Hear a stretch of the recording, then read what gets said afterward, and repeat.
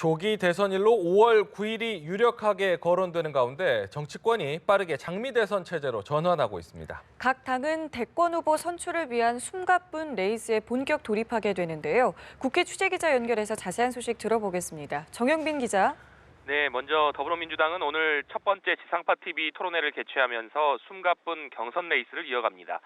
특히 이번 토론회는 박근혜 전 대통령 탄핵 이후에 처음으로 열리는 토론회라는 점에서 유권자들의 관심이 쏠릴 것으로 예상이 되는데요.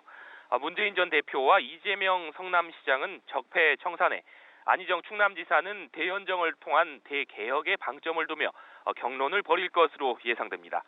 박 전 대통령에 대한 사법 처리, 대통령 임기 3년 단축 개헌론, 사드 배치 등 주요 쟁점을 놓고서도 불꽃 토론이 벌어질 전망입니다. 민주당은 앞으로 7차례 토론회를 더 치른 뒤에 전국 순회 경선을 거쳐서 과반 투표자가 나올 경우에는 4월 3일에, 결선 투표가 진행될 경우에는 오는 8일에 최종 후보를 확정할 예정입니다. 오는 17일 예비 경선을 치를 예정인 자유한국당은 연일 출마 선언이 이어지고 있습니다. 김관용 경북지사와 안상수 의원이 오늘 예비 후보로 등록하고 김진태 의원은 잠시 후에, 홍준표 경남지사는 오는 18일에 출마 선언을 할 예정입니다. 이미 출마를 선언했거나 출마 의향을 가진 인사만 10명이 넘는 한국당은 오는 31일 최종 후보를 선출할 예정인 가운데 황교안 대통령 권한대행의 출마 여부가 가장 주목받고 있습니다. 국민의당은 예비 후보 등록을 시작했지만 여전히 경선 일정을 놓고 안철수 전 대표와 손학규 전 대표가 막판 갈등을 빚고 있습니다.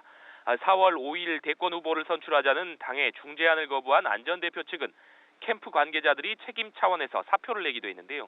안 전 대표는 오늘 공식 일정을 잡지 않고 공약 정리 등에 집중할 것으로 알려졌습니다.